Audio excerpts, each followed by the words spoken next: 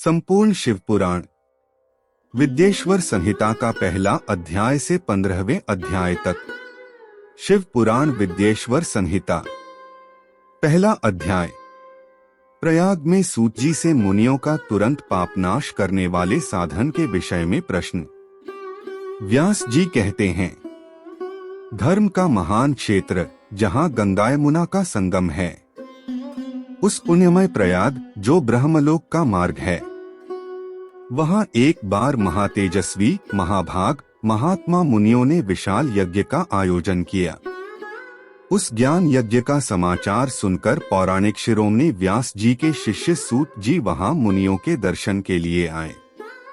सूत जी का सभी मुनियों ने विधिवत स्वागत व सत्कार किया तथा उनकी स्तुति करते हुए हाथ जोड़कर उनसे कहा, हे सर्वज्ञ विद्वान रोमहर्षण जी, आप बड़े भाग्यशाली हैं। आपने स्वयं व्यास जी के मुख से पुराण विद्या प्राप्त की है। आप आश्चर्य स्वरूप कथाओं का भंडार हैं। आप भूत भविष्य और वर्तमान के ज्ञाता हैं।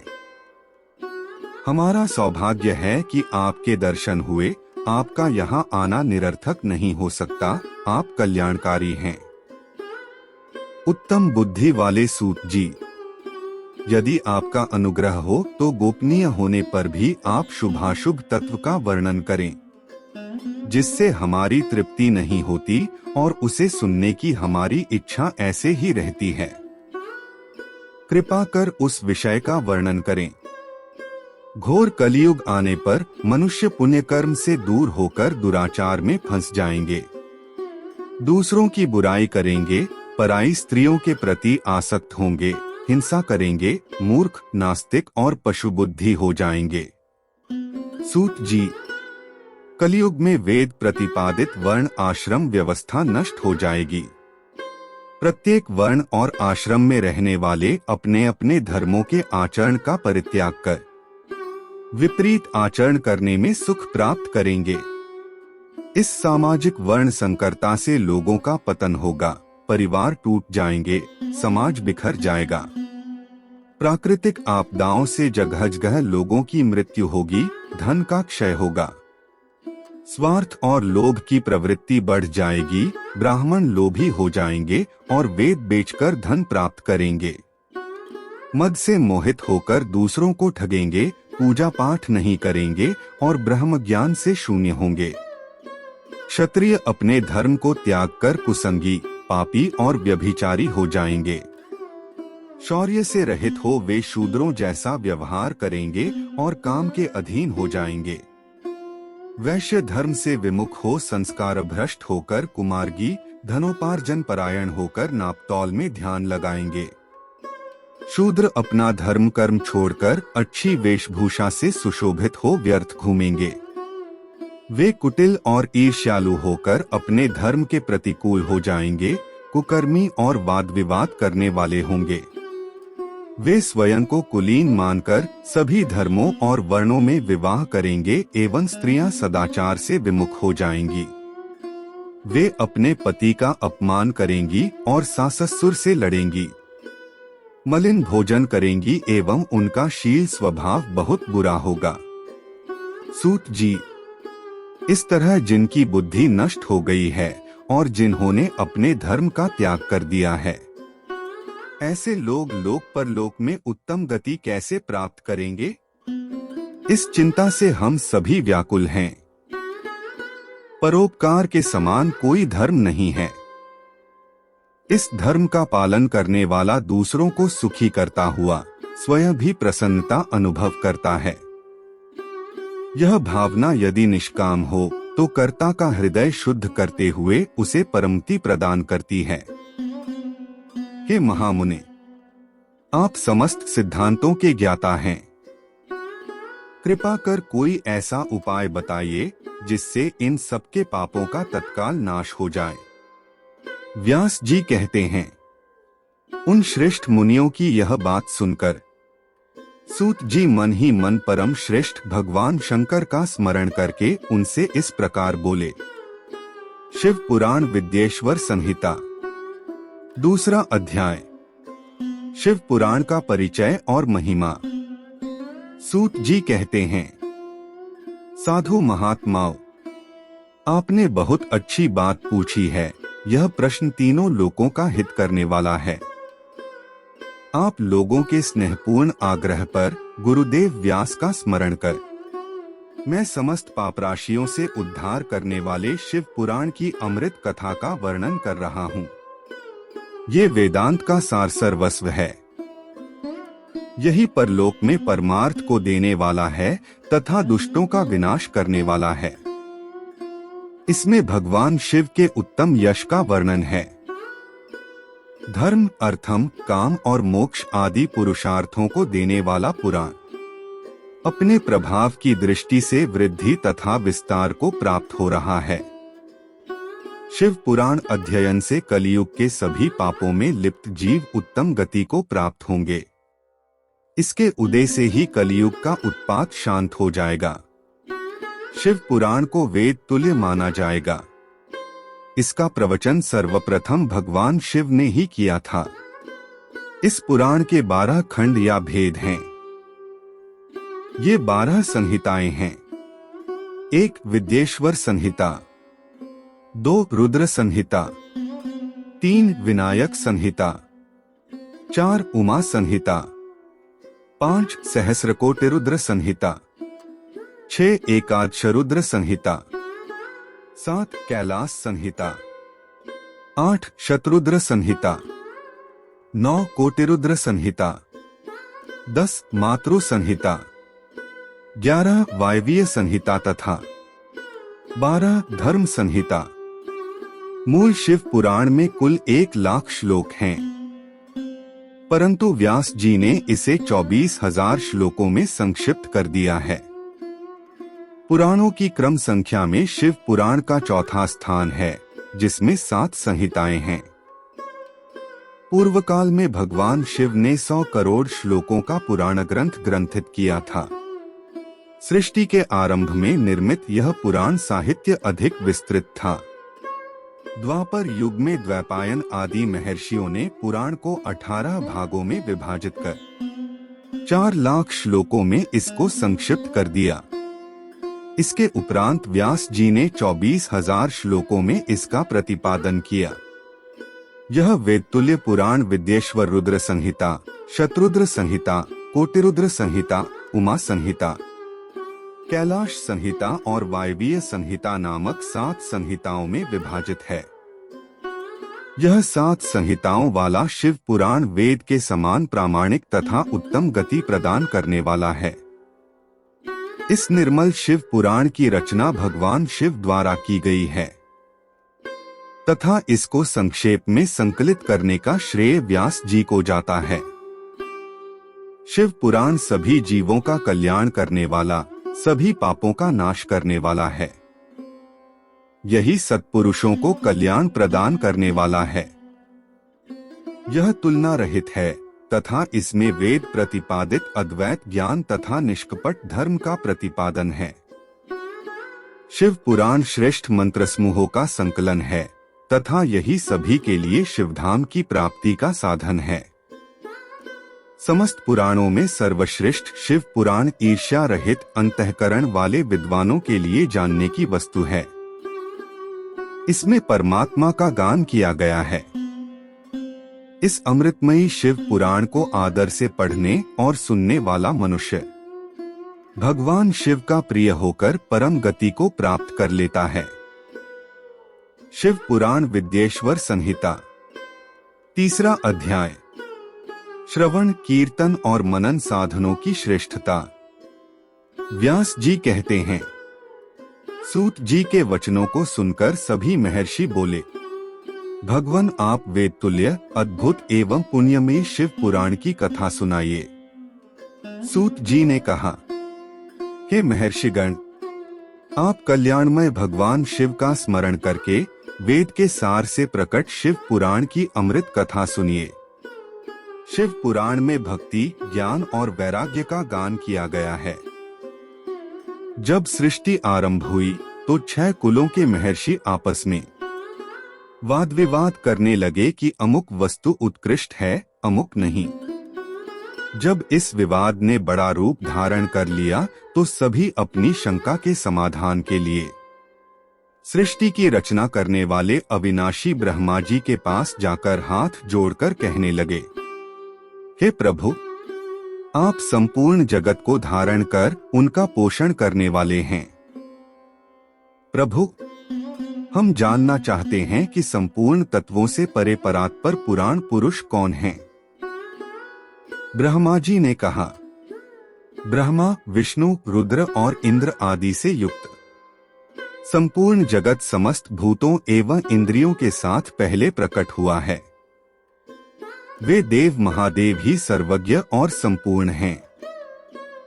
भक्ति से ही इनका साक्षात्कार होता है, दूसरे किसी उपाय से इनका दर्शन नहीं होता। भगवान शिव में अटूट भक्ति मनुष्य को संसार बंधन से मुक्ति दिलाती है। भक्ति से उन्हें देवता का कृपा प्रसाद प्राप्त होता है, जैसे अंकुर से बीज और बीज से अंकुर पैदा होता है। भगवान शंकर का कृपा प्रसाद प्राप्त करने के लिए आप सब ब्रह्मर्षि धरती पर सहस्रों वर्षों तक चलने वाले विशाल यज्ञ करो। यज्ञप्ति भगवान शिव की कृपा से ही विद्या के सार तत्व साध्य साधन का ज्ञान प्राप्त होता है। शिवपद की प्राप्ति साध्य और उनकी सेवा ही साधन है, तथा जो मनुष्य बिना किसी फल की कामना किए उनकी भक्ति में डूबे रहते हैं, वही साधक हैं। कर्म के अनुष्ठान से प्राप्त फल को भगवान शिव के श्री चरणों में समर्पित करना ही परमेश्वर की प्राप्ति का उपाय है, तथा यही मोक्ष प्राप्ति का एकमात्र साधन है। साक्षात महेश्वर ने ही भक्ति के साधनों का प्रतिपादन किया है। कान से भगवान के नाम, गुण और लीलाओं का श्रवण, वाणी द्वारा उनका कीर्तन तथा मन में उनका मनन शिवपद की प्राप्ति के महान साधन हैं, तथा इन साधनों से ही संपूर्ण मनोरथों की सिद्ध होती है। जिस वस्तु को हम प्रत्यक्ष अपनी आंखों के सामने देख सकते हैं, उसकी तरफ आकर्षण स्वाभाविक है, परंतु जिस वस्तु को प्रत्यक्ष रूप से देखा नहीं जा सकता, उसे केवल सुनकर और समझकर ही उसकी प्राप्ति के लिए प्रयत्न किया जाता है। आत्म श्रवण पहला साधन है। श्रवण द्वारा ही गुरुमुख से तत्व को सुनकर श्रेष्ठ बुद्धि वाला विद्वान अन्य साधन कीर्तन और मनन की शक्ति व सिद्धि प्राप्त करने का यत्न करता है। मनन के बाद इस साधन की साधना करते रहने से धीरे धीरे भगवान शिव का संयोग प्राप्त होता है और लौकिक आनंद की प्राप्ति होती है। भगवान शिव की पूजा, उनके नामों का जाप तथा उनके रूप गुण विलास के हृदय में निरंतर चिंतन को ही मनन कहा जाता है। महेश्वर की कृपा दृष्टि से उपलब्ध इस साधन को ही प्रमुख साधन कहा जाता है। शिव पुराण विद्येश्वर संहिता, चौथा अध्याय। सनत कुमार व्यास संवाद। सूत जी कहते हैं, हे मुनियो, इस साधन का महात्म्य बताते समय मैं एक प्राचीन वृत्तांत का वर्णन करूंगा, जिसे आप ध्यानपूर्वक सुने। बहुत पहले की बात है। पराशर मुनि के पुत्र मेरे गुरु व्यासदेव जी सरस्वती नदी के तट पर तपस्या कर रहे थे। एक दिन सूर्य के समान तेजस्वी विमान से यात्रा करते हुए भगवान सनत कुमार वहां जा पहुंचे। मेरे गुरु ध्यान में मग्न थे। जागने पर अपने सामने सनत कुमार जी को देखकर वे बड़ी तेजी से उठे और उनके चरणों का स्पर्श कर उन्हें अर्घ्य देकर योग्य आसन पर विराजमान किया। प्रसन्न होकर सनत कुमार जी गंभीर वाणी में बोले, मुनि तुम सत्य का चिंतन करो। सत्य तत्व का चिंतन ही श्रेय प्राप्ति का मार्ग है। इसी से कल्याण का मार्ग प्रशस्त होता है। यही कल्याणकारी है। यह जब जीवन में आ जाता है तो सब सुंदर हो जाता है। सत्य का अर्थ है सदैव रहने वाला। इस काल का कोई प्रभाव नहीं पड़ता, यह सदा एक समान रहता है। सनत कुमार जी ने महर्षि व्यास को आगे समझाते हुए कहा, महर्षि, सत्य पदार्थ भगवान शिव ही हैं। भगवान शंकर का श्रवण, कीर्तन और मनन ही उन्हें प्राप्त करने के सर्वश्रेष्ठ साधन हैं। पूर्व काल में मैं दूसरे अनेकानेक साधनों के भ्रम में पड़ा घूमता हुआ तपस्या करने मंदराचल पर जा पहुंचा। कुछ समय बाद महेश्वर शिव की आज्ञा से सबके साक्षी तथा शिवगणों के स्वामी नंदिकेश्वर वहां आए और स्नेहपूर्वक मुक्ति का साधन बताते हुए बोले, भगवान शंकर का श्रवण, कीर्तन और मनन ही मुक्ति का स्रोत है।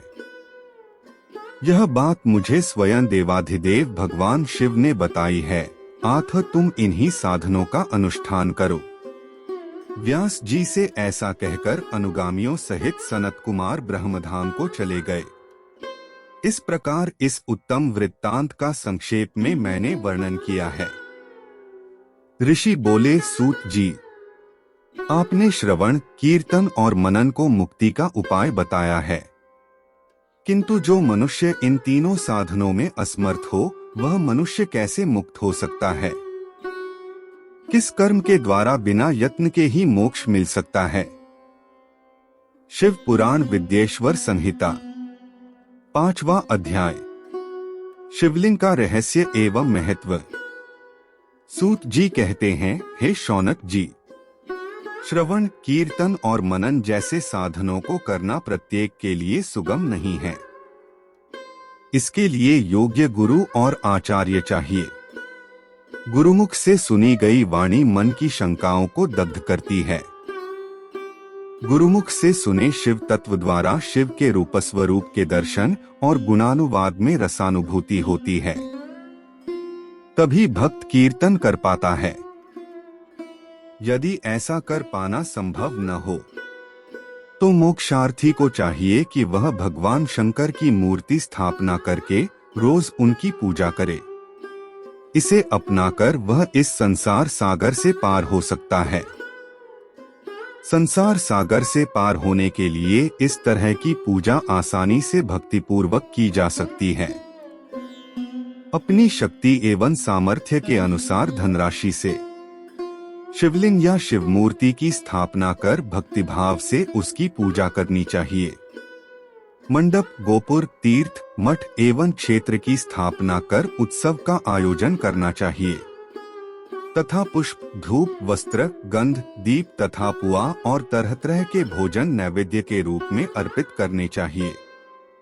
श्री शिवजी ब्रह्मरूप और निष्कल अर्थात कला रहित भी हैं और कला सहित भी मनुष्य इन दोनों स्वरूपों की पूजा करते हैं। शंकर जी को ही ब्रह्मा पदवी भी प्राप्त है। कलापूर्ण भगवान शिव की मूर्ति पूजा भी मनुष्यों द्वारा की जाती है और वेदों ने भी इस तरह की पूजा की आज्ञा प्रदान की है। सनत कुमार जी ने पूछा, है नंदिकेश्वर, पूर्व काल में उत्पन्न हुए लिंगबेर अर्थात मूर्ति की उत्पत्ति के संबंध में आप हमें विस्तार से बताइए। नंदिकेश्वर ने बताया, मुनीश्वर, प्राचीन काल में एक बार ब्रह्मा और विष्णु के मध्य युद्ध हुआ तो उनके बीच स्तंभ रूप में शिवजी प्रकट हो गए।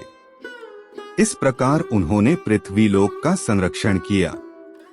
उसी दिन से महादेव जी का लिंग के साथ साथ मूर्ति पूजन भी जगत में प्रचलित हो गया।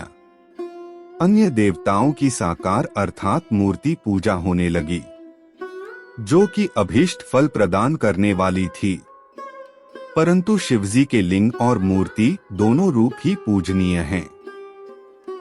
शिव पुराण विद्येश्वर संहिता 6वां अध्याय। ब्रह्मा विष्णु युद्ध। नंदिकेश्वर बोले, पूर्व काल में श्री विष्णु अपनी पत्नी श्री लक्ष्मी जी के साथ शेषशय्या पर शयन कर रहे थे। तब एक बार ब्रह्मा जी वहां पहुंचे और विष्णु जी को पुत्र कहकर पुकारने लगे। पुत्र उठो, मैं तुम्हारा ईश्वर तुम्हारे सामने खड़ा हूँ। यह सुनकर विष्णु जी को क्रोध आ गया। फिर भी शांत रहते हुए विष्णु जी बोले, पुत्र, तुम्हारा कल्याण हो, कहो अपने पिता के पास कैसे आना हुआ। यह सुनकर ब्रह्मा जी कहने लगे, मैं तुम्हारा रक्षक हूँ, सारे जगत का पितामह हूँ, सारा जगत मुझ में निवास करता है। तू मेरी नाभि कमल से प्रकट होकर मुझसे ऐसी बातें कर रहा है। इस प्रकार दोनों में विवाद होने लगा। तब वे दोनों अपने को प्रभु कहते कहते एक दूसरे का वध करने को तैयार हो गए। हंस और गरुड़ पर बैठे दोनों परस्पर युद्ध करने लगे। ब्रह्मा जी के वक्षस्थल में विष्णु जी ने अनेकों अस्त्रों का प्रहार करके उन्हें व्याकुल कर दिया। इससे कुपित हो ब्रह्मा जी ने भी पलटकर भयानक प्रहार किए। उनके पारस्परिक आघातों से देवताओं में हलचल मच गई। वे घबराए और त्रिशूलधारी भगवान शिव के पास गए और उन्हें सारी व्यथा सुनाई।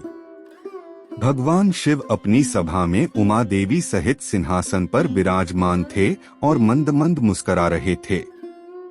शिव पुराण विद्येश्वर संहिता 7वां अध्याय। शिव निर्णय। महादेव जी बोले, पुत्रों, मैं जानता हूँ कि तुम ब्रह्मा और विष्णु के परस्पर युद्ध से बहुत दुखी हो। तुम डरो मत, मैं अपने गणों के साथ तुम्हारे साथ चलता हूँ। तब भगवान शिव अपने नंदी पर आरूढ़ हो देवताओं सहित युद्धस्थल की ओर चल दिए। वहां छिपकर वे ब्रह्मा विष्णु के युद्ध को देखने लगे। उन्हें जब यह ज्ञात हुआ कि वे दोनों एक दूसरे को मारने की इच्छा से माहेश्वर और पाशुपात अस्त्रों का प्रयोग करने जा रहे हैं, तो वे युद्ध को शांत करने के लिए महाअग्नि के तुल्य एक स्तंभ रूप में ब्रह्मा और विष्णु के मध्य खड़े हो गए। महाअग्नि के प्रकट होते ही दोनों के अस्त्र स्वयं ही शांत हो गए। अस्त्रों को शांत होते देखकर ब्रह्मा और विष्णु दोनों कहने लगे कि इस अग्नि स्वरूप स्तंभ के बारे में हमें जानकारी करनी चाहिए। दोनों ने उसकी परीक्षा लेने का निर्णय लिया। भगवान विष्णु ने शूकर रूप धारण किया और उसको देखने के लिए नीचे धरती में चल दिए। ब्रह्मा जी हंस का रूप धारण करके ऊपर की ओर चल दिए। पाताल में बहुत नीचे जाने पर भी विष्णु जी को स्तंभ का अंत नहीं मिला, अतः वे वापस चले आए। ब्रह्मा जी ने आकाश में जाकर केतकी का फूल देखा। वे उस फूल को लेकर विष्णु जी के पास गए। विष्णु जी ने उनके चरण पकड़ लिए। ब्रह्मा जी के छल को देखकर भगवान शिव प्रकट हुए। विष्णु जी की महानता से शिव प्रसन्न होकर बोले, हे विष्णु जी, आप सत्य बोलते हैं, अतः मैं आपको अपनी समानता का अधिकार देता हूँ। शिव पुराण विद्येश्वर संहिता 8वां अध्याय। ब्रह्मा का अभिमान भंग। नंदिकेश्वर बोले, महादेव जी ब्रह्मा जी के छल पर अत्यंत क्रोधित हुए। उन्होंने अपने त्रिनेत्र तीसरी आंख से भैरव को प्रकट किया और उन्हें आज्ञा दी कि वह तलवार से ब्रह्मा जी को दंड दें। आज्ञा पाते ही भैरव ने ब्रह्मा जी के बाल पकड़ लिए और उनका 5वां सिर काट दिया। ब्रह्मा जी डर के मारे कांपने लगे। उन्होंने भैरव के चरण पकड़ लिए तथा क्षमा मांगने लगे। इसे देखकर श्री विष्णु ने भगवान शिव से प्रार्थना की कि आपकी कृपा से ही ब्रह्मा जी को 5वां सिर मिला था, अतः आप इन्हें क्षमा कर दें। तब शिवजी की आज्ञा पाकर ब्रह्मा को भैरव ने छोड़ दिया। शिवजी ने कहा, तुमने प्रतिष्ठा और ईश्वरत्व को दिखाने के लिए छल किया है, इसलिए मैं तुम्हें शाप देता हूँ कि तुम सत्कार, स्थान व उत्सव से विहीन रहोगे। ब्रह्मा जी को अपनी गलती का पछतावा हो चुका था। उन्होंने भगवान शिव के चरण पकड़कर क्षमा मांगी और निवेदन किया कि वे उनका 5वां सिर पुनः प्रदान करें। महादेव जी ने कहा, जगत की स्थिति को बिगड़ने से बचाने के लिए पापी को दंड अवश्य देना चाहिए ताकि लोक मर्यादा बनी रहे। मैं तुम्हें वरदान देता हूँ कि तुम गणों के आचार्य कहलाओगे और तुम्हारे बिना यज्ञ पूर्ण न होंगे। फिर उन्होंने केतकी के पुष्प से कहा, अरे दुष्ट केतकी पुष्प, अब मेरी पूजा के अयोग्य रहोगे। तब केतकी पुष्प बहुत दुखी हुआ और उनके चरणों में गिरकर माफी मांगने लगा। तब महादेव जी ने कहा, मेरा वचन तो झूठा नहीं हो सकता। इसलिए तू मेरे भक्तों के योग्य होगा। इस प्रकार तेरा जन्म सफल हो जाएगा। शिव पुराण विद्येश्वर संहिता 9वां अध्याय। लिंग पूजन का महत्व। नंदिकेश्वर कहते हैं, ब्रह्मा और विष्णु भगवान शिव को प्रणाम कर चुपचाप उनके दाएं बाएं भाग में खड़े हो गए। उन्होंने पूजनीय महादेव जी को श्रेष्ठ आसन पर बैठाकर पवित्र वस्तुओं से उनका पूजन किया। दीर्घकाल तक स्थिर रहने वाली वस्तुओं को पुष्प वस्तु तथा अल्पकाल तक टिकने वाली वस्तुओं को प्राकृत वस्तु कहते हैं। हार, नूपुर, कियूर, किरीट, मणिमय कुंडल, यज्ञोपवीत, उत्तरीय वस्त्र, पुष्पमाला, रेशमी वस्त्र, हार, मुद्रिका, पुष्प, तांबूल, कपूर, चंदन एवं अगरू का अनुलेप, धूप, दीप, श्वेत छत्र, व्यंजन, ध्वजा, चंवर तथा अनेक दिव्य उपहारों द्वारा, जिनका वैभव वाणी और मन की पहुंच से परे था, जो केवल परमात्मा के योग्य थे, उनसे ब्रह्मा और विष्णु ने अपने स्वामी महेश्वर का पूजन किया। इससे प्रसन्न होकर भगवान शिव ने दोनों देवताओं से मुस्कुराकर कहा, पुत्र, आज तुम्हारे द्वारा की गई पूजा से मैं बहुत प्रसन्न हूँ। इसी कारण यह दिन परम पवित्र और महान होगा। यह तिथि शिवरात्रि के नाम से प्रसिद्ध होगी और मुझे परम प्रिय होगी।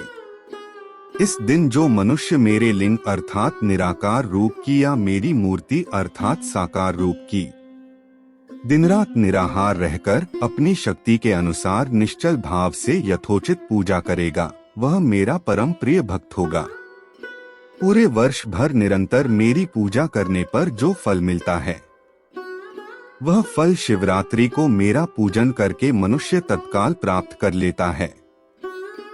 जैसे पूर्ण चंद्रमा का उदय समुद्र की वृद्धि का अवसर है, उसी प्रकार शिवरात्रि की तिथि मेरे धर्म की वृद्धि का समय है। इस तिथि को मेरी स्थापना का मंगलमय उत्सव होना चाहिए। मैं मार्गशीर्ष मास में आर्द्रा नक्षत्र से युक्त पूर्णमासी या प्रतिपदा को ज्योतिर्मय स्तंभ के रूप में प्रकट हुआ था। इस दिन जो भी मनुष्य पार्वती सहित मेरा दर्शन करता है अथवा मेरी मूर्ति या लिंग की झांकी निकालता है, वह मेरे लिए कार्तिकेय से भी अधिक प्रिय है। इस शुभ दिन मेरे दर्शन मात्र से पूरा फल प्राप्त होता है। यदि दर्शन के साथ मेरा पूजन भी किया जाए तो इतना अधिक फल प्राप्त होता है कि वाणी द्वारा उसका वर्णन नहीं किया जा सकता। लिंग रूप में प्रकट होकर मैं बहुत बड़ा हो गया था। आथ लिंग के कारण यह भूतल लिंग स्थान के नाम से प्रसिद्ध हुआ। जगत के लोग इसका दर्शन और पूजन कर सकें, इसके लिए यह अनादि और अनंत ज्योति स्तंभ अथवा ज्योतिर्मय लिंग अत्यंत छोटा हो जाएगा। यह लिंग सब प्रकार के भोग सुलभ कराने वाला तथा भोग और मोक्ष का एकमात्र साधन है। इसका दर्शन, स्पर्श और ध्यान प्राणियों को जन्म और मृत्यु के कष्ट से छुड़ाने वाला है। शिवलिंग के यहाँ प्रकट होने के कारण यह स्थान अरुणाचल नाम से प्रसिद्ध होगा तथा यहाँ बड़े बड़े तीर्थ प्रकट होंगे। इस स्थान पर रहने या मरने से जीवों को मोक्ष प्राप्त होगा। मेरे दो रूप हैं, साकार और निराकार। पहले मैं स्तंभ रूप में प्रकट हुआ, फिर अपने साक्षात रूप में। ब्रह्म भाव मेरा निराकार रूप है तथा महेश्वर भाव मेरा साक्षात रूप है। ये दोनों ही मेरे सिद्ध रूप हैं। मैं ही परब्रह्म परमात्मा हूँ। जीवों पर अनुग्रह करना मेरा कार्य है। मैं जगत की वृद्धि करने वाला होने के कारण ब्रह्मा कहलाता हूँ। सर्वत्र स्थित होने के कारण मैं ही सबकी आत्मा हूँ।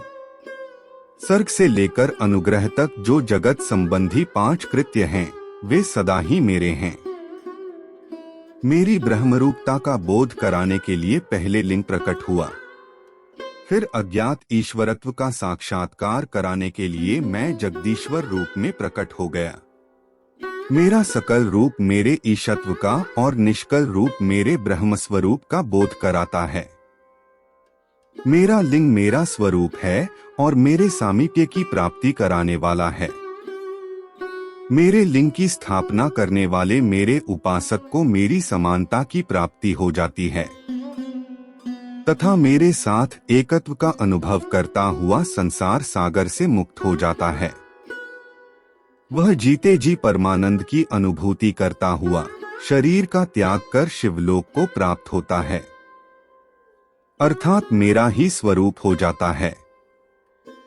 मूर्ति की स्थापना लिंग की अपेक्षा गौण है। यह उन भक्तों के लिए है जो शिव तत्व के अनुशीलन में सक्षम नहीं हैं। शिव पुराण विद्येश्वर संहिता 10वां अध्याय प्रणव एवं पंचाक्षर मंत्र की महत्ता। ब्रह्मा और विष्णु ने पूछा, प्रभो, सृष्टि आदि 5 कृत्यों के लक्षण क्या हैं? यह हम दोनों को बताइए। भगवान शिव बोले, मेरे कर्तव्यों को समझना अत्यंत गहन है, तथापि मैं कृपापूर्वक तुम्हें बता रहा हूँ। सृष्टि, पालन, संहार, तिरोभाव और अनुग्रह मेरे जगत संबंधी 5 कार्य हैं जो नित्य सिद्ध हैं। संसार की रचना का आरंभ सृष्टि कहलाता है। मुझसे पालित होकर सृष्टि का सुस्थिर रहना उसका पालन है और उसका विनाश ही संहार है। प्राणों के उत्क्रमण को तिरोभाव कहते हैं। इन सब से छुटकारा मिल जाना ही मेरा अनुग्रह अर्थात मोक्ष है। ये मेरे 5 कृत्य हैं। सृष्टि आदि 4 कृत्य संसार का विस्तार करने वाले हैं। 5वां कृत्य मोक्ष का है। मेरे भक्तजन इन 5 कार्यों को 5 भूतों में देखते हैं। सृष्टि धरती पर, स्थिति जल में, संहार अग्नि में, तिरोभाव वायु में और अनुग्रह आकाश में स्थित है। पृथ्वी से सबकी सृष्टि होती है। जल से वृद्धि होती है। आग सबको जला देती है। वायु एक स्थान से दूसरे स्थान पर ले जाती है और आकाश सबको अनुग्रहित करता है। इन 5 कृत्यों का भार वहन करने के लिए ही मेरे 5 मुख हैं। 4 दिशाओं में 4 मुख और इनके बीच में 5वां मुख है। पुत्रों, तुम दोनों ने मुझे तपस्या से प्रसन्न कर सृष्टि और पालन 2 कार्य प्राप्त किए हैं। इसी प्रकार मेरी विभूति स्वरूप रुद्र और महेश्वर ने संहार और तिरोभाव कार्य मुझसे प्राप्त किए हैं। परंतु मोक्ष मैं स्वयं प्रदान करता हूँ। मैंने पूर्व काल में अपने स्वरूप भूत मंत्र का उपदेश किया है, जो ओंकार रूप में प्रसिद्ध है। यह मंगलकारी मंत्र है। सर्वप्रथम मेरे मुख से ओंकार प्रकट हुआ जो मेरे स्वरूप का बोध कराता है।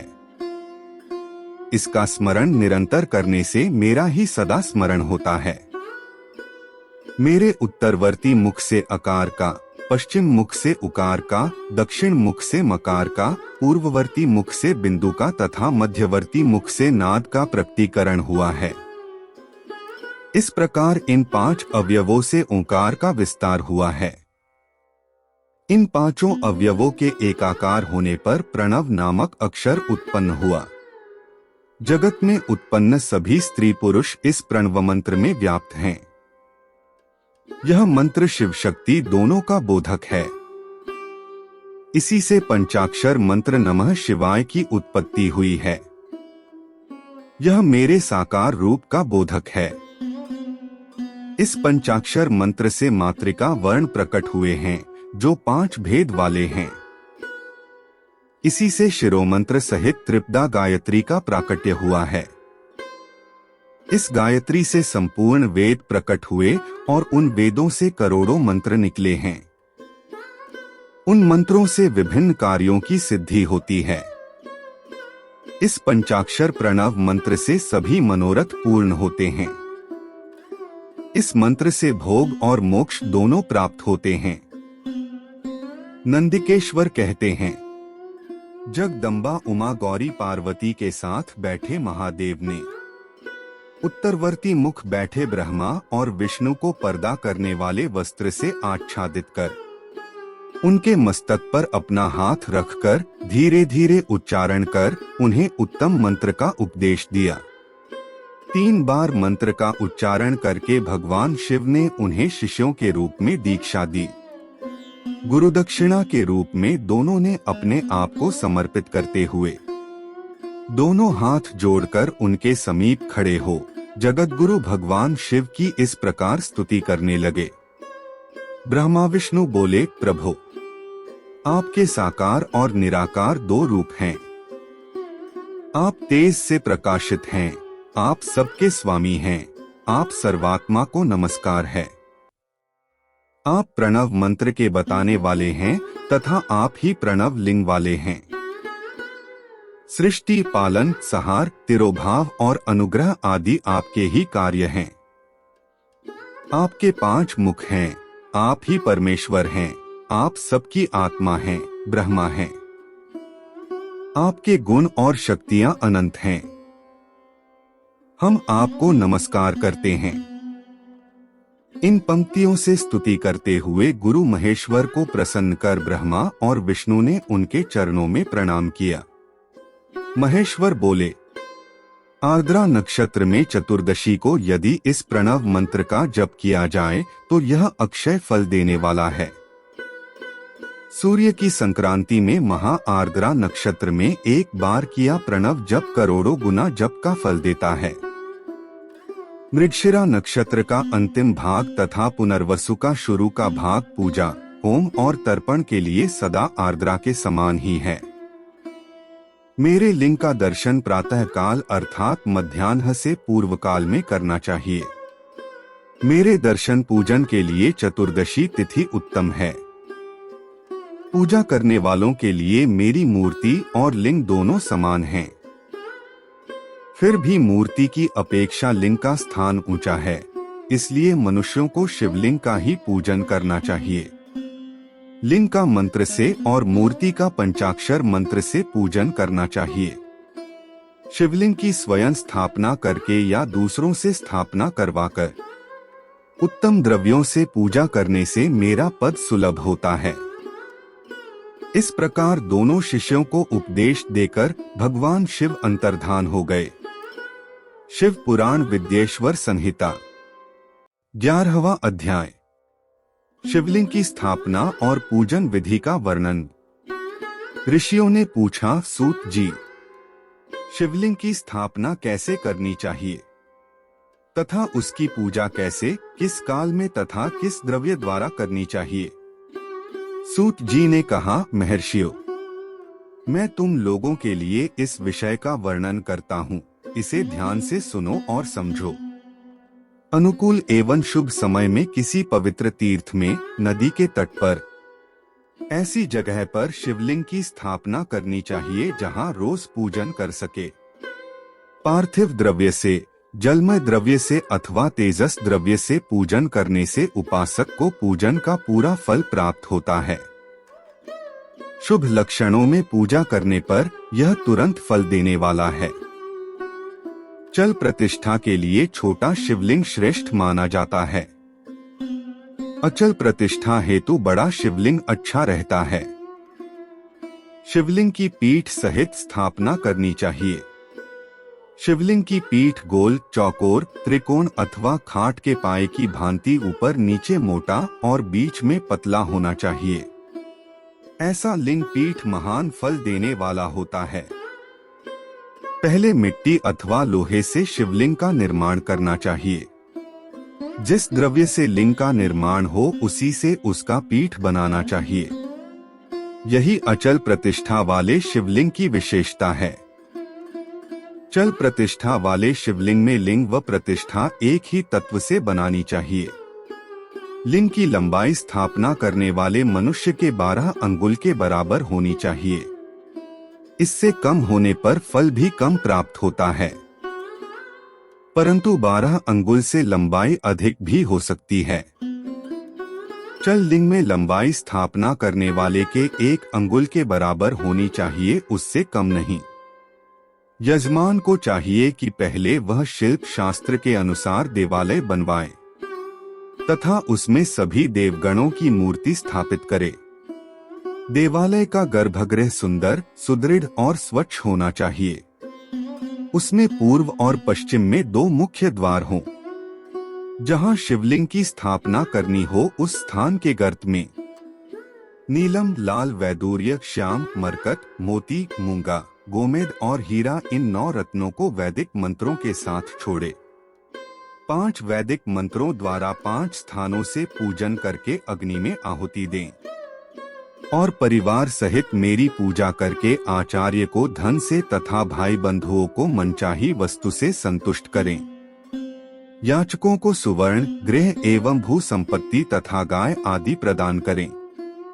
स्थावर जंगम सभी जीवों को यत्न पूर्वक संतुष्ट कर एक गड्ढे में सुवर्ण तथा 9 प्रकार के रत्न भरकर वैदिक मंत्रों का उच्चारण करके परम कल्याणकारी महादेव जी का ध्यान करें। तत्पश्चात नाद घोष से युक्त महामंत्र ओंकार का उच्चारण करके गड्ढे में पीठ युक्त शिवलिंग की स्थापना करें।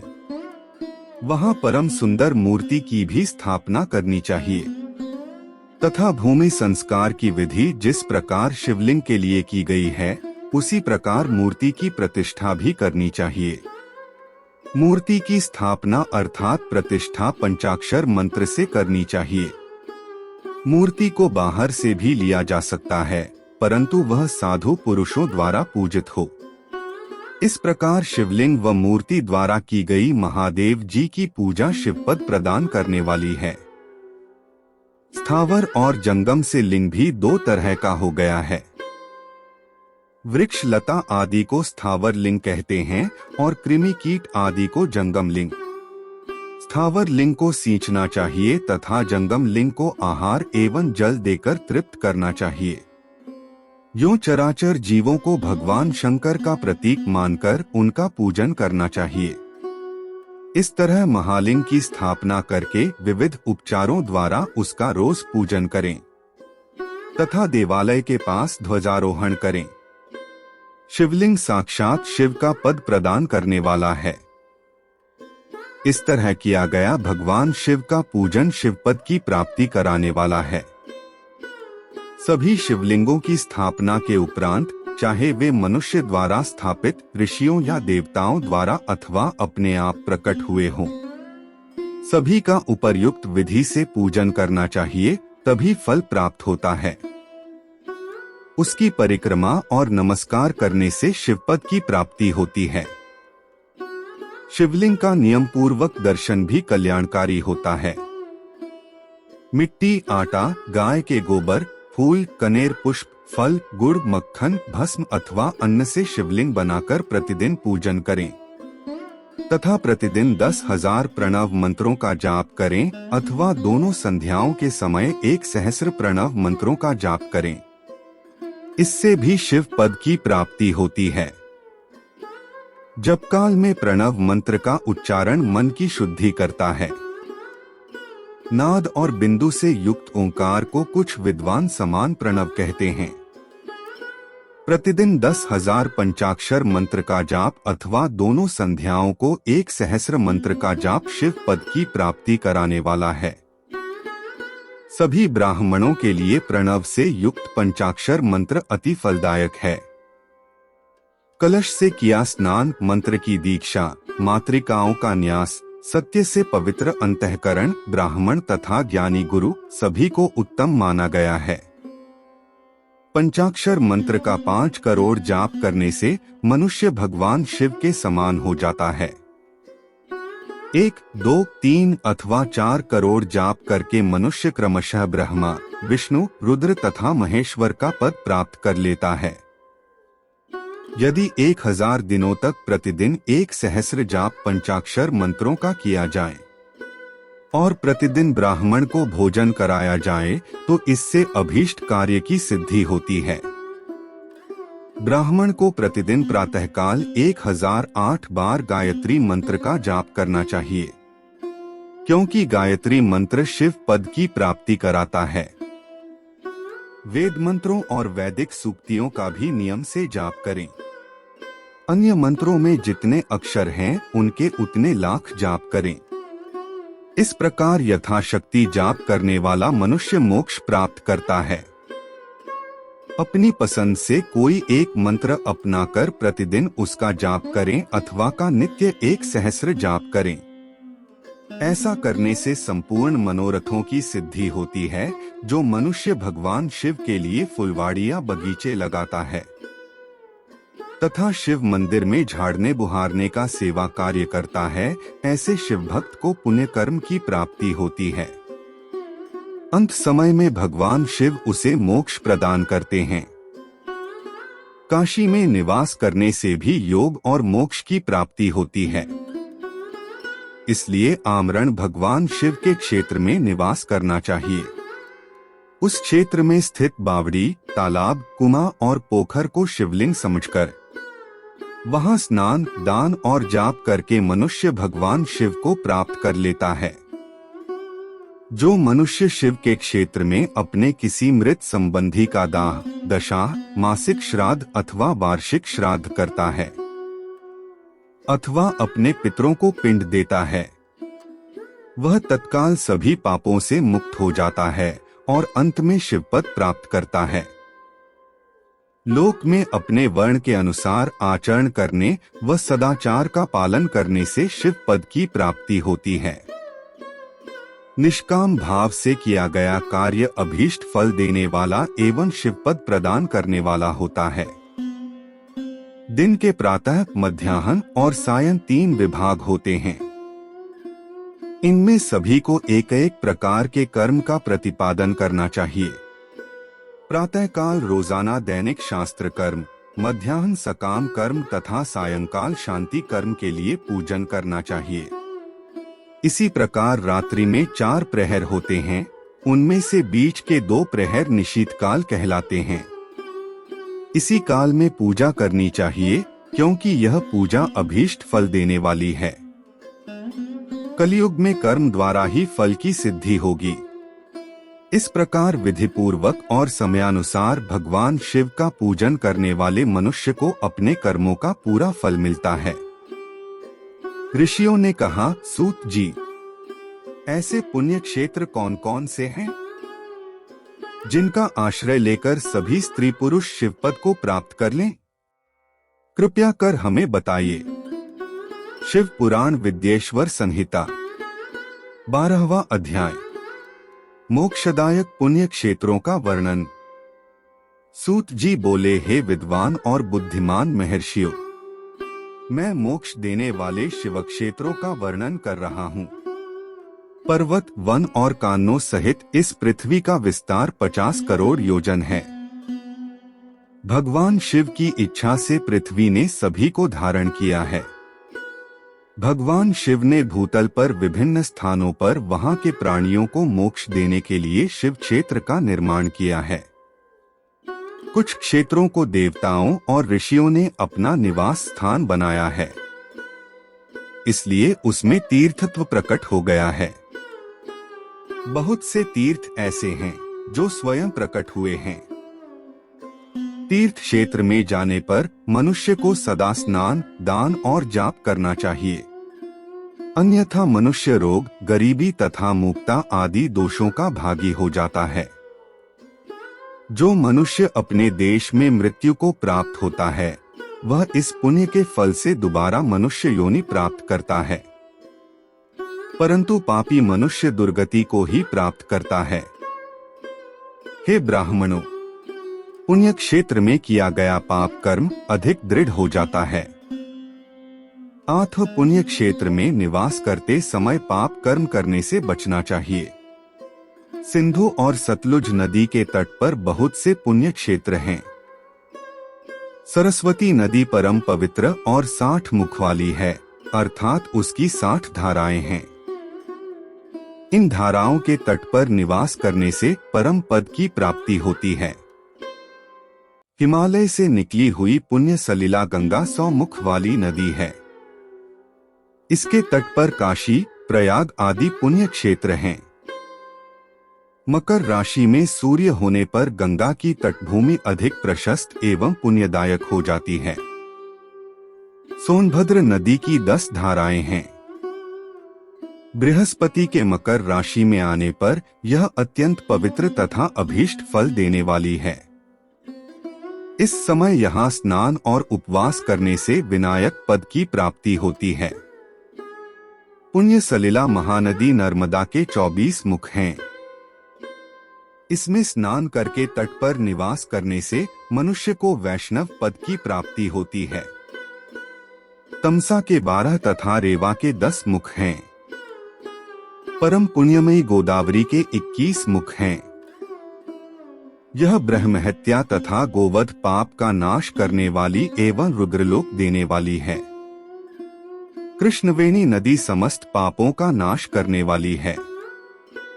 इसके 18 मुख हैं तथा यह विष्णुलोक प्रदान करने वाली है। तुंगभद्रा 10 मुखी है एवं ब्रह्मलोक देने वाली है।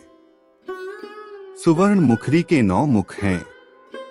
ब्रह्मलोक से लौटे जीव इसी नदी के तट पर जन्म लेते हैं। सरस्वती नदी, पंपा सरोवर, कन्याकुमारी अंतरीप तथा शुभकारक श्वेत नदी सभी पुण्य क्षेत्र हैं। इनके तट पर निवास करने से इंद्रलोक की प्राप्ति होती है। महानदी कावेरी परम पुण्यमयी है। इसके 27 मुख है। यह संपूर्ण अभीष्ट वस्तुओं को देने वाली है।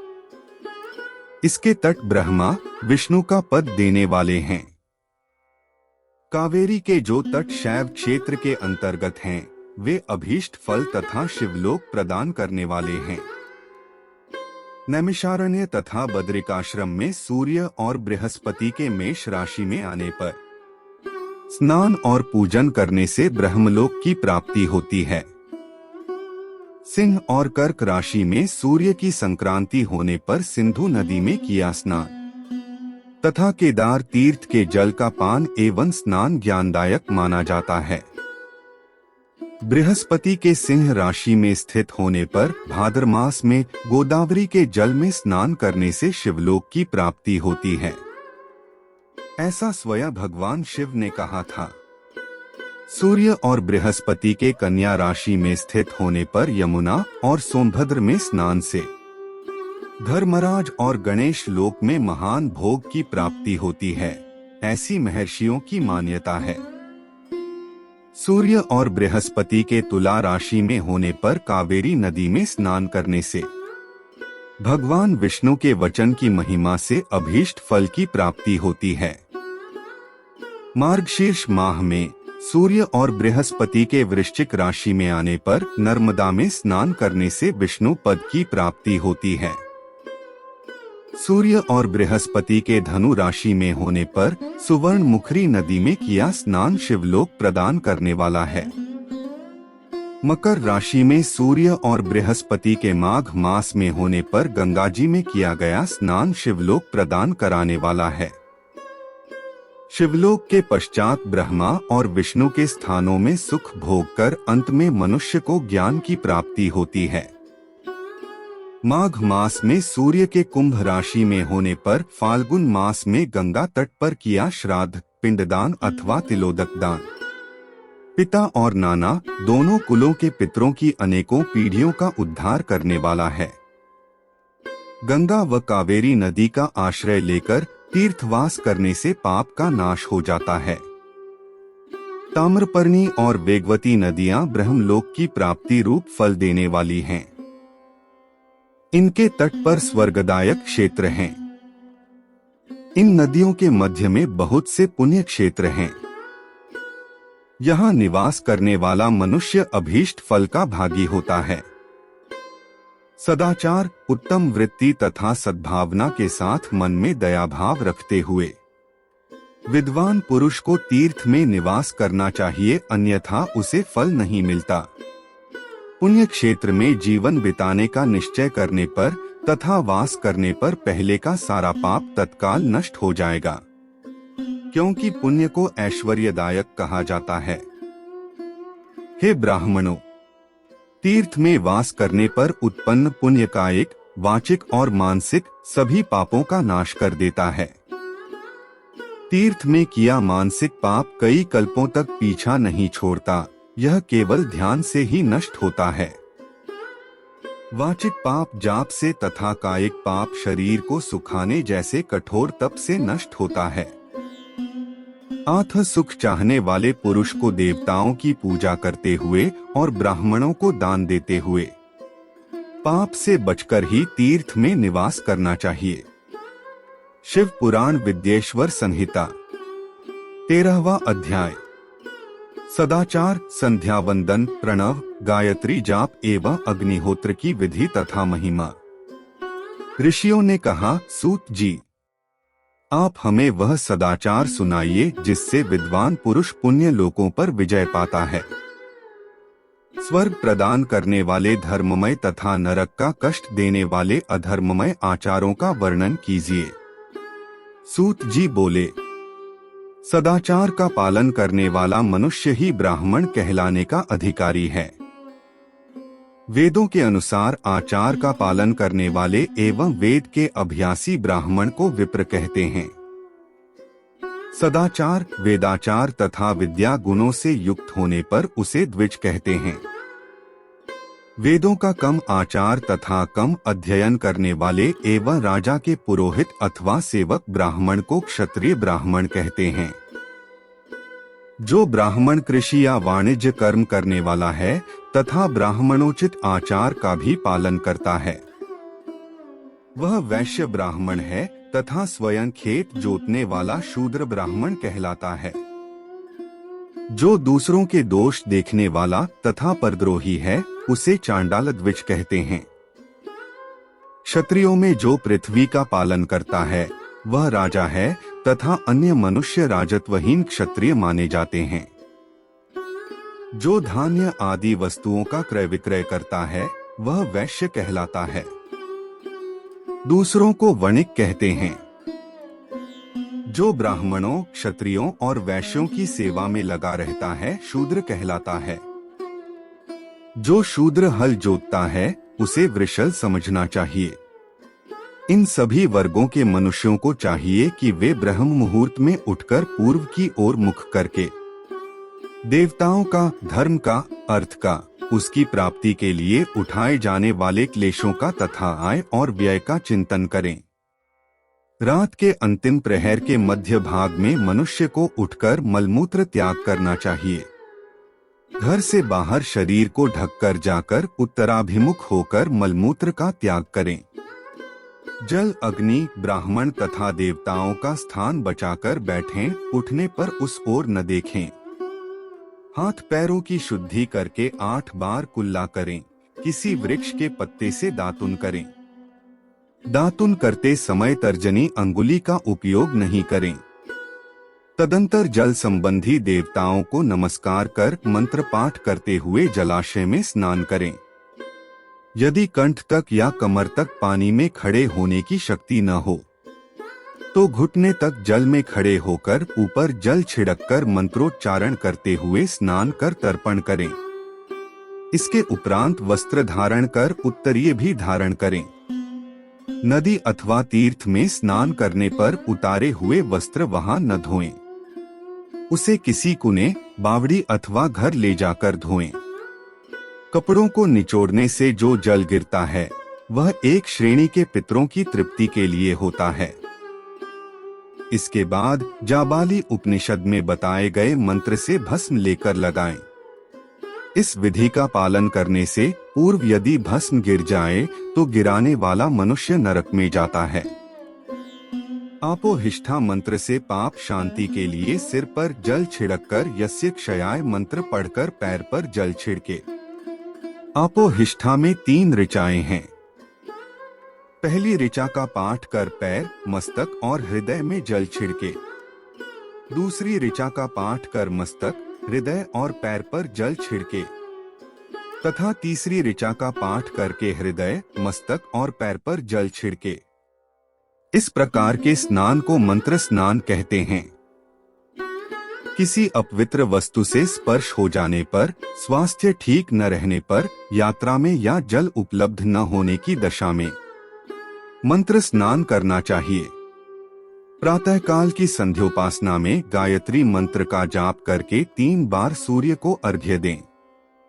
मध्याह्न में गायत्री मंत्र का उच्चारण कर सूर्य को 1 अर्घ्य देना चाहिए। सायंकाल में पश्चिम की ओर मुख करके पृथ्वी पर ही सूर्य को अर्घ्य दें। सायंकाल में सूर्यास्त से 2 घड़ी पहले की गई संध्या का कोई महत्व नहीं होता। ठीक समय पर ही संध्या करनी चाहिए। यदि संध्योपासना किए बिना एक दिन बीत जाए तो उसके प्रायश्चित हेतु अगली संध्या के समय 100 गायत्री मंत्र का जाप करें। 10 दिन छूटने पर 1 लाख तथा 1 माह छूटने पर अपना उपनयन संस्कार कराएं। अर्थ सिद्धि के लिए ईश, गौरी, कार्तिकेय, विष्णु, ब्रह्मा, चंद्रमा और यम व अन्य देवताओं का शुद्ध जल से तर्पण करें। तीर्थ के दक्षिण में, मंत्रालय में, देवालय में अथवा घर में आसन पर बैठकर अपनी बुद्धि को स्थिर कर देवताओं को नमस्कार कर प्रणव मंत्र का जाप करने के पश्चात गायत्री मंत्र का जाप करें। प्रणव के अ, उ और म तीनों अक्षरों में जीव और ब्रह्मा की एकता का प्रतिपादन होता है। अथ प्रणव मंत्र का जाप करते समय मन में यह भावना होनी चाहिए कि हम तीनों लोकों की सृष्टि करने वाले ब्रह्मा, पालन करने वाले विष्णु तथा संहार करने वाले रुद्र की उपासना कर रहे हैं। यह ब्रह्म स्वरूप ओंकार हमारी कर्मेंद्रियों, ज्ञानेंद्रियों, मन की वृत्तियों तथा बुद्धि वृत्तियों को सदा भोग और मोक्ष प्रदान करने वाले धर्म एवं ज्ञान की ओर प्रेरित करें। जो मनुष्य प्रणव मंत्र के अर्थ का चिंतन करते हुए इसका जाप करते हैं वे निश्चय ही ब्रह्मा को प्राप्त करते हैं, तथा जो मनुष्य बिना अर्थ जाने प्रणव मंत्र का जाप करते हैं उनको ब्राह्मणत्व की पूर्ति होती है। इस हेतु श्रेष्ठ ब्राह्मण को प्रतिदिन प्रातः काल 1 सहस्र गायत्री मंत्र का जाप करना चाहिए। मध्याह्न में 100 बार तथा सायं 28 बार जाप करें। अन्य वर्णों के मनुष्यों को सामर्थ्य के अनुसार जाप करना चाहिए। हमारे शरीर के भीतर मूलाधार, स्वाधिष्ठान, मणिपुर, अनाहत, आज्ञा और सहस्रार नामक 6 चक्र हैं। इन चक्रों में क्रमशः विद्येश्वर, ब्रह्मा, विष्णु, ईश, जीवात्मा और परमेश्वर स्थित हैं। सद्भावना पूर्वक श्वास के साथ सोह का जाप करें। सहस्र बार किया गया जाप ब्रह्मलोक प्रदान करने वाला है। 100 बार किए जाप से इंद्र पद की प्राप्ति होती है। आत्मरक्षा के लिए जो मनुष्य अल्प मात्रा में इसका जाप करता है वह ब्राह्मण कुल में जन्म लेता है। 12 लाख गायत्री का जाप करने वाला मनुष्य ब्राह्मण कहा जाता है। जिस ब्राह्मण ने 1 लाख गायत्री का भी जप न किया हो उसे वैदिक कार्यों में न लगाएं। यदि एक दिन उल्लंघन हो जाए तो अगले दिन उसके बदले में उतने अधिक मंत्रों का जाप करना चाहिए।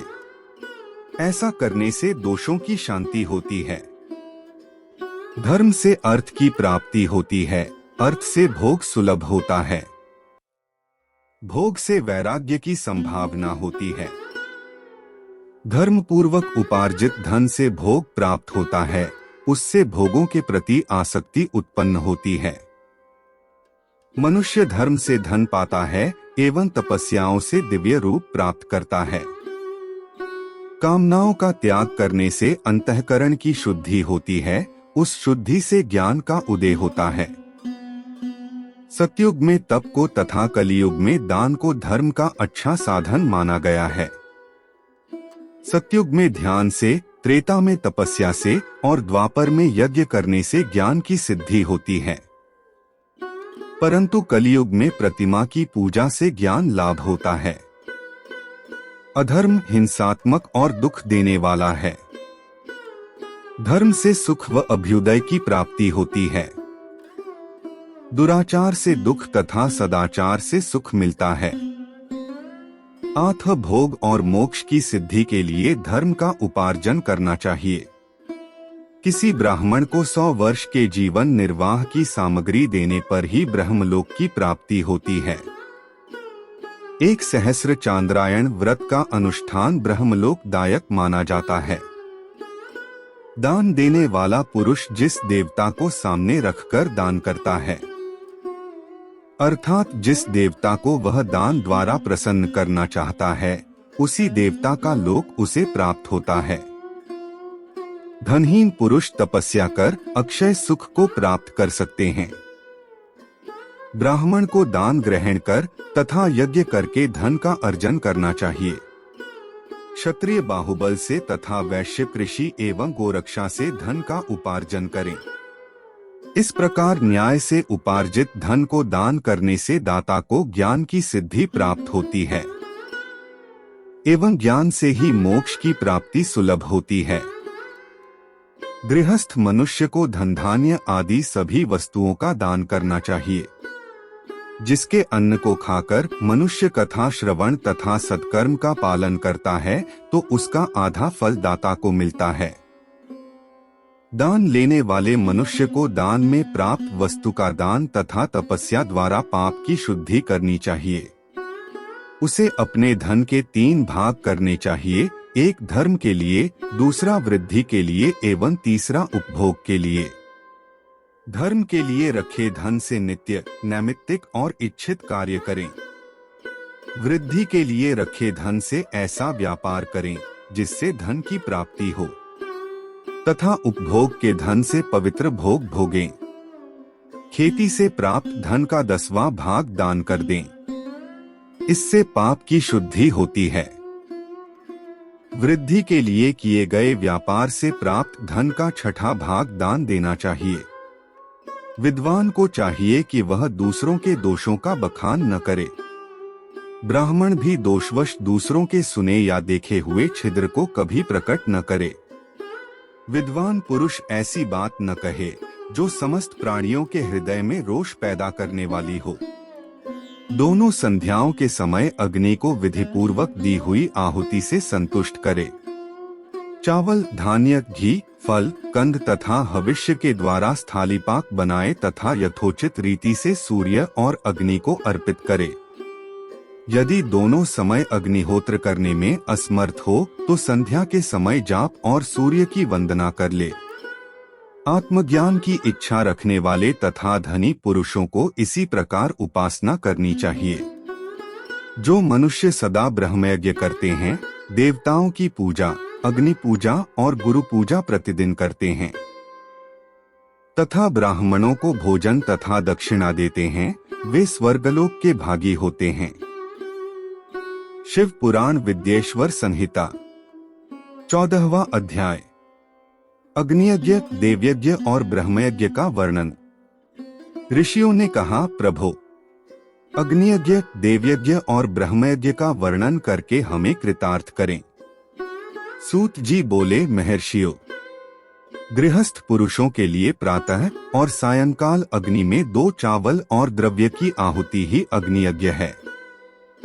ब्रह्मचारियों के लिए समिधा का देना ही अग्नियज्ञ है, अर्थात अग्नि में सामग्री की आहुति देना उनके लिए अग्नियज्ञ है। द्विजों का जब तक विवाह न हो जाए उनके लिए अग्नि में समिधा की आहुति, व्रत तथा जाप करना ही अग्नियज्ञ है। द्विजो, जिसने अग्नि को विसर्जित कर उसे अपनी आत्मा में स्थापित कर लिया है, ऐसे वानप्रस्थियों और सन्यासियों के लिए यही अग्नियज्ञ है कि वे समय पर हितकर और पवित्र अन्न का भोजन कर लें। ब्राह्मणों, सायंकाल अग्नि के लिए दी आहुति से संपत्ति की प्राप्ति होती है तथा प्रातःकाल सूर्यदेव को दी आहुति से आयु की वृद्धि होती है। दिन में अग्निदेव सूर्य में हो प्रविष्ट हो जाते हैं। आठ प्रातःकाल सूर्य को दी आहुति अग्नियज्ञ के समान ही होती है। इंद्र आदि समस्त देवताओं को प्राप्त करने के उद्देश्य से जो आहुति अग्नि में दी जाती है वह देवयज्ञ कहलाती है। लौकिक अग्नि में प्रतिष्ठित जो संस्कार निमित्तिक हवन कर्म है वह देवयज्ञ है। देवताओं को प्रसन्न करने के लिए नियम से विधिपूर्वक किया गया यज्ञ ही देवयज्ञ है। वेदों के नित्य अध्ययन और स्वाध्याय को ब्रह्मयज्ञ कहते हैं। मनुष्य को देवताओं की तृप्ति के लिए प्रतिदिन ब्रह्मयज्ञ करना चाहिए। प्रातःकाल और सायंकाल को ही इसे किया जा सकता है। अग्नि के बिना देवयज्ञ कैसे होता है? इसे श्रद्धा और आदर से सुनो। सृष्टि के आरंभ में सर्वज्ञ और सर्वसमर्थ महादेव शिवजी ने समस्त लोगों के उपकार के लिए वारों की कल्पना की। भगवान शिव संसार रूपी रोग को दूर करने के लिए वैद्य हैं, सबके ज्ञाता तथा समस्त औषधियों के औषध हैं। भगवान शिव ने सबसे पहले अपने वार की रचना की जो आरोग्य प्रदान करने वाला है।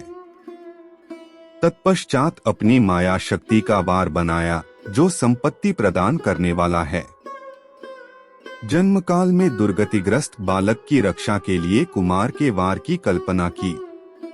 आलस्य और पाप की निवृत्ति तथा समस्त लोगों का हित करने की इच्छा से लोकरक्षक भगवान विष्णु का वार बनाया।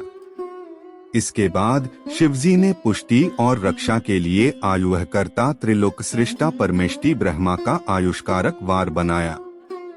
तीनों लोकों की वृद्धि के लिए पहले पुण्य पाप की रचना होने पर लोगों को शुभाशुभ फल देने वाले इंद्र और यम के वारों का निर्माण किया। ये वार भोग देने वाले तथा मृत्यु भय को दूर करने वाले हैं। इसके उपरांत भगवान शिव ने 7 ग्रहों को इन वारों का स्वामी निश्चित किया। ये सभी ग्रह नक्षत्र ज्योतिर्मय मंडल में प्रतिष्ठित हैं। शिव के वार के स्वामी सूर्य हैं। शक्ति संबंधी वार के स्वामी सोम, कुमार संबंधी वार के अधिपति मंगल, विष्णुवार के स्वामी बुध, ब्रह्मा जी के वार के स्वामी बृहस्पति, इंद्रवार के स्वामी शुक्र व यमवार के स्वामी शनि हैं। अपने अपने वार में की गई देवताओं की पूजा उनके फलों को देने वाली है। सूर्य आरोग्य और चंद्रमा संपत्ति के दाता हैं। बुध व्याधियों के निवारक तथा बुद्धि प्रदाता हैं। बृहस्पति आयु की वृद्धि करते हैं, शुक्र भोग देते हैं और शनि मृत्यु का निवारण करते हैं। इन 7 वारों के फल उनके देवताओं के पूजन से प्राप्त होते हैं। अन्य देवताओं की पूजा का फल भी भगवान शिव ही देते हैं।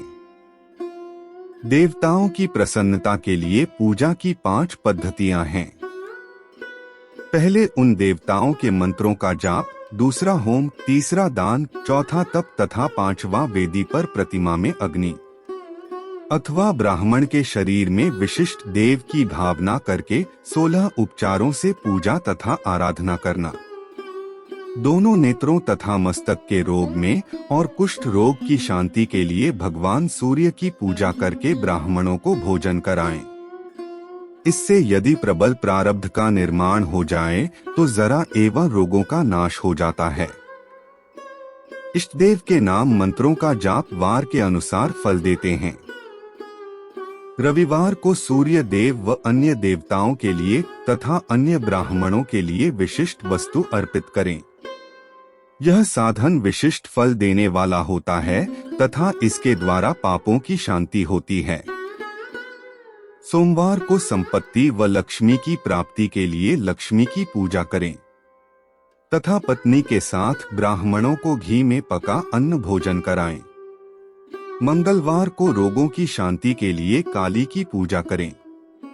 उड़द, मूंग एवं अरहर की दाल से युक्त अन्न का भोजन ब्राह्मणों को कराएं। बुधवार को दधियुक्त अन्न से भगवान विष्णु का पूजन करें। ऐसा करने से पुत्र मित्र की प्राप्ति होती है। जो दीर्घायु होने की इच्छा रखते हैं वे बृहस्पतिवार को देवताओं का वस्त्र, यज्ञोपवीत तथा घी मिश्रित खीर से पूजन करें। भोगों की प्राप्ति के लिए शुक्रवार को एकाग्रचित्त होकर देवताओं का पूजन करें और ब्राह्मणों की तृप्ति के लिए षड्स युक्त अन्न दें। स्त्रियों की प्रसन्नता के लिए सुंदर वस्त्र का विधान करें। शनिवार अपमृत्यु का निवारण करने वाला है। इस दिन रुद्र की पूजा करें। तिल के होम व दान से देवताओं को संतुष्ट करके ब्राह्मणों को तिल मिश्रित भोजन कराएं। इस तरह से देवताओं की पूजा करने से आरोग्य एवं उत्तम फल की प्राप्ति होगी। देवताओं के नित्य विशेष पूजन, स्नान, दान, जाप, होम तथा ब्राह्मण तर्पण एवं रवि आदि वारों में विशेष तिथि और नक्षत्रों का योग प्राप्त होने पर विभिन्न देवताओं के पूजन में जगदीश्वर भगवान शिव ही उन देवताओं के रूप में पूजित होकर सब लोगों को आरोग्य फल प्रदान करते हैं। देश, काल, पात्र, द्रव्य, श्रद्धा एवं लोक के अनुसार उनका ध्यान रखते हुए महादेव जी आराधना करने वालों को आरोग्य दी फल देते हैं। मंगल कार्य आरंभ में और अशुभ कार्यों के अंत में तथा जन्म नक्षत्रों के आने पर गृहस्थ पुरुष अपने घर में आरोग्य की समृद्धि के लिए सूर्य ग्रह का पूजन करें। इससे सिद्ध होता है कि देवताओं का पूजन संपूर्ण अभीष्ट वस्तुओं को देने वाला है। पूजन वैदिक मंत्रों के अनुसार ही होना चाहिए। शुभ फल की इच्छा रखने वाले मनुष्यों को 7 दिन अपनी शक्ति के अनुसार देव पूजन करना चाहिए। निर्धन मनुष्य तपस्या व व्रत आदि से तथा धनी धन के द्वारा देवी देवताओं की आराधना करें। जो मनुष्य श्रद्धापूर्वक इस तरह के धर्म का अनुष्ठान करता है वह पुण्यलोक में अनेक प्रकार के फल भोग कर पुनः इस पृथ्वी पर जन्म ग्रहण करता है। धनवान पुरुष सदा भोग सिद्धि के लिए मार्ग में वृक्ष लगाकर लोगों के लिए छाया की व्यवस्था करते हैं और उनके लिए कुएं, बावली बनवाकर पानी की व्यवस्था करते हैं। वेद शास्त्रों की प्रतिष्ठा के लिए पाठशाला का निर्माण या अन्य किसी भी प्रकार से धर्म का संग्रह करते हैं और स्वर्गलोक को प्राप्त होते हैं। समयानुसार पुण्य कर्मों के परिपाक से अंतःकरण शुद्ध होने पर ज्ञान की सिद्धि होती है। द्विजो, इस अध्याय को जो सुनता, पढ़ता अथवा सुनने की व्यवस्था करता है उसे देवयज्ञ का फल प्राप्त होता है। शिव पुराण विद्येश्वर संहिता 15वां अध्याय। देश, काल, पात्र और दान का विचार। ऋषियों ने कहा, समस्त पदार्थों के ज्ञाताओं में श्रेष्ठ सूत जी हमसे देश, काल और दान का वर्णन करें। देश का वर्णन। सूत जी बोले, अपने घर में किया देवयज्ञ शुद्ध गृह के फल को देने वाला है। गौशाला का स्थान घर में किए गए देवयज्ञ से 10 गुना, जबकि जलाशय का तट गौशाला से 10 गुना है। एवं जहाँ तुलसी, बेल और पीपल वृक्ष का मूल हो वह स्थान जलाशय तट से भी 10 गुना महत्व देने वाला है।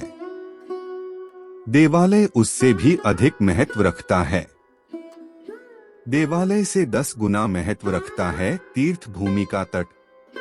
उससे भी श्रेष्ठ है नदी का किनारा तथा उसका 10 गुना उत्कृष्ट है तीर्थ नदी का तट।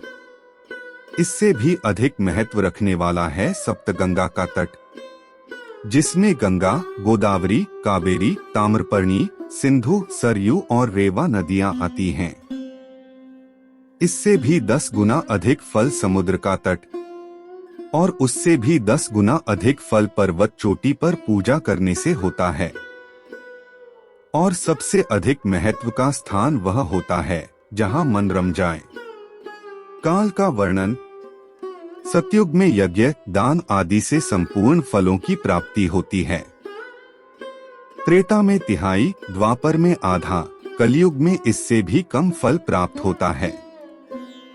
परंतु शुद्ध हृदय से किया गया पूजन फल देने वाला होता है। इससे 10 गुना फल सूर्य संक्रांति के दिन, उससे 10 गुना अधिक फल तुला और मेष की संक्रांति में तथा चंद्र ग्रहण में उससे भी 10 गुना फल मिलता है। सूर्य ग्रहण में उससे भी 10 गुना अधिक फल प्राप्त होता है। महापुरुषों के साथ में वह काल करोड़ों सूर्य ग्रहण के समान पावन है, ऐसा ज्ञानी पुरुष मानते हैं। पात्र वर्णन। तपोनिष्ठ योगी और ज्ञाननिष्ठ योगी पूजा के पात्र होते हैं, क्योंकि ये पापों के नाश के कारण होते हैं। जिस ब्राह्मण ने 24 लाख गायत्री का जाप कर लिया हो वह भी पूजा का पात्र है। वह संपूर्ण काल और भोग का दाता है। गायत्री के जाप से शुद्ध हुआ ब्राह्मण पर पवित्र है। इसलिए दान, जाप, होम और पूजा सभी कर्मों के लिए वही शुद्ध पात्र है। स्त्री या पुरुष जो भी भूखा हो वही अन्नदान का पात्र है। जिसे जिस वस्तु की इच्छा हो उसे वह वस्तु बिना मांगे ही दे दी जाए तो दाता को उस दान का पूरा फल प्राप्त होता है। याचना करने के बाद दिया गया दान आधा ही फल देता है। सेवक को दिया दान चौथाई फल देने वाला होता है। दीन ब्राह्मण को दिए गए धन का दान दाता को इस भूतल पर 10 वर्षों तक भोग प्रदान करने वाला है। वेदवेत्ता को दान देने पर वह स्वर्गलोक में देवताओं के वर्ष से 10 वर्षों तक दिव्य भोग देने वाला है। गुरुदक्षिणा में प्राप्त धन शुद्ध द्रव्य कहलाता है। इसका दान संपूर्ण फल देने वाला है। क्षत्रियों का शौर्य से कमाया हुआ, वैश्यों का व्यापार से आया हुआ और शूद्रों का सेवावृत्ति से प्राप्त किया धन उत्तम द्रव्य है। दान का वर्णन: गौ, भूमि, तिल, सुवर्ण, घी, वस्त्र, धान्य, गुड़, चांदी, नमक, कोहड़ा और कन्या नामक 12 वस्तुओं का दान करना चाहिए। गोदान से सभी पापों का निवारण होता है और पुण्य कर्मों की पुष्टि होती है। भूमि का दान परलोक में आश्रय देने वाला होता है। तिल का दान बल देने वाला तथा मृत्यु का निवारक होता है। सुवर्ण का दान वीर्यदायक और घी का दान पुष्टिकारक होता है। वस्त्र का दान आयु की वृद्धि करता है। धान्य का दान करने से अन्न और धन की समृद्धि होती है। गुड़ का दान मधुर भोजन की प्राप्ति कराता है। चांदी के दान से वीर्य की वृद्धि होती है। लवण के दान से षड्स भोजन की प्राप्ति होती है। कोहड़ा या कूष्मांड के दान को पुष्टिदायक माना जाता है। कन्या का दान आजीवन भोग देने वाला होता है। जिन वस्तुओं से श्रवण आदि इंद्रियों की तृप्ति होती है उनका सदा दान करें। वेद और शास्त्र को गुरुमुख से ग्रहण करके कर्मों का फल अवश्य मिलता है। इसे ही उच्च कोटि की आस्तिकता कहते हैं। भाई बंधु अथवा राजा के भय से जो आस्तिकता होती है वह निम्न श्रेणी की होती है। जिस मनुष्य के पास धन का अभाव है वह वाणी और कर्म द्वारा ही पूजन करे। तीर्थयात्रा और व्रत को शारीरिक पूजन माना जाता है। तपस्या और दान मनुष्य को सदा करने चाहिए। देवताओं की तृप्ति के लिए जो कुछ दान किया जाता है वह सब प्रकार के भोग प्रदान करने वाला है। इससे इस लोक और परलोक में उत्तम जन्म और सदा सुलभ होने वाला भोग प्राप्त होता है। ईश्वर को सब कुछ समर्पित करने एवं बुद्धि से यज्ञ व दान करने से मोक्ष की प्राप्ति होती है।